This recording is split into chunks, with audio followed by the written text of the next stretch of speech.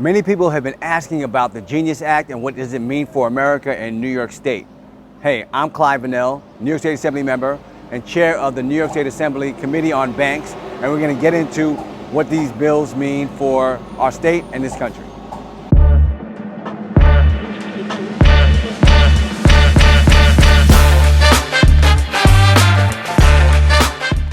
The Genius Act, what it does is it creates a framework to be able to regulate stablecoins. Now, New York has been regulating in cryptocurrency and stablecoins for over a decade now. But what does it mean to regulate the stablecoins? And what does that mean for New York, and what does that mean for the world? What does that mean for the country? Before we understand that, we have to understand what money is, what cryptocurrency is, and then what stablecoins are. So let's see what the origin of this is, the origin of money. There was a time where humans traded and bartered in order to get goods or services, but that was a very, very inefficient system. Eventually, people used precious metals to represent value to trade for their goods and services. The first time humans used paper to represent money was in the 7th century in China. Since the founding of this country, we've had the American dollar, and that dollar has been backed by gold up until 1970. Since the 1970s, the Federal Reserve has been in charge of monetary policy. So how much is a dollar worth now? Some people say as much as the government says it is. In 2008, there was a financial collapse. That's when cryptocurrency was born. At that time, an anonymous person or group of people published the Bitcoin white paper, which described what blockchain technology is and what Bitcoin was. What's cryptocurrency and blockchain technology?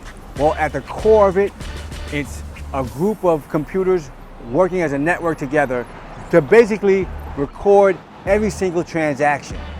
That's new and novel. This was the new digital cash. With this Bitcoin and cryptocurrency, the question is it really currency? Will it be used as currency?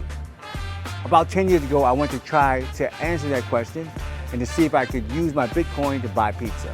Using Bitcoin? So I can pay using Bitcoin. But I'm not going to do that. I would pay with credit card.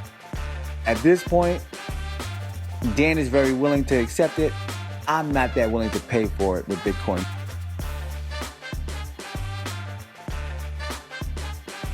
So now let's talk stablecoins. Stablecoins are cryptocurrencies. They're based on blockchain technology, but they're pegged to, for example, the US dollar, which makes them stable. They're not subject to the ups and downs as other kinds of cryptocurrencies are. So the Genius Act regulates cryptocurrency, but in the space of stablecoins. And it makes sense for the country to start in crypto regulations with stablecoins. Now, this can potentially secure and strengthen the US dollar within the United States and abroad. Also, it could help us identify where we can properly regulate with respect to this new form of money, this new form of asset with cryptocurrency. And it's a great first step. We're excited to see where this can go.